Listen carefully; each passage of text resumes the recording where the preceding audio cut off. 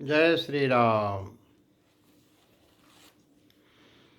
एहि विधि निज गुण दोष कही, सबहि बहुर से रुनाई।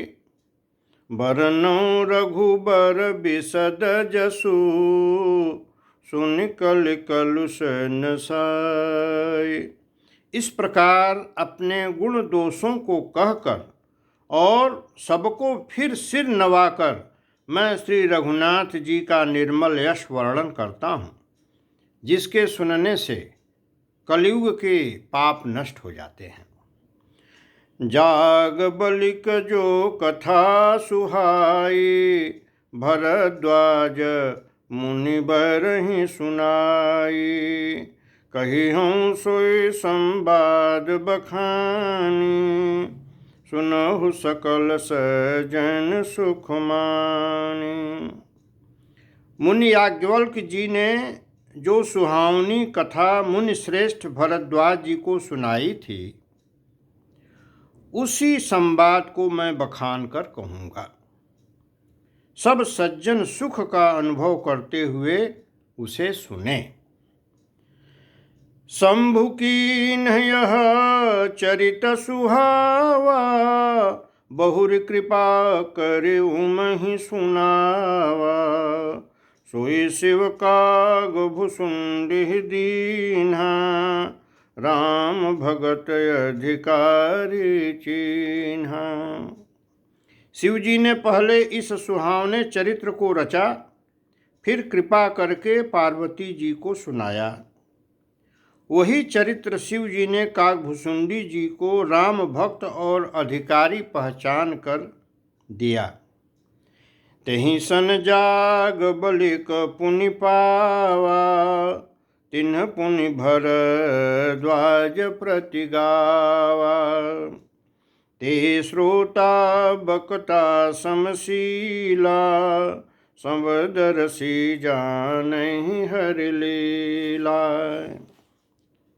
उन कागभुसुंडी जी से फिर याज्ञवल्क जी ने पाया और उन्होंने फिर उसे भारद्वाज जी को गाकर सुनाया। वे दोनों वक्ता और श्रोता याज्ञवल्क और भारद्वाज समान शील वाले और समदर्शी हैं और श्री हरि की लीला को जानते हैं। जानहि तीनि काल निज ज्ञाना, करतल गत आमलक समाना। औरों जे हरि भगत सुजाना, कहीं सुनहि समुझहि विधि नाना।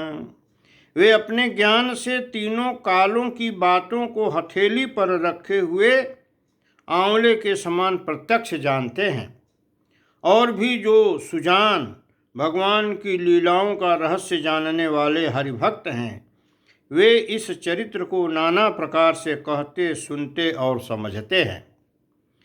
मैं पुनि निज गुरु सन सुनी, कथा सो सुकर खेत। समुझी नहीं तसि बालपन, तब यति रहउ अचेत।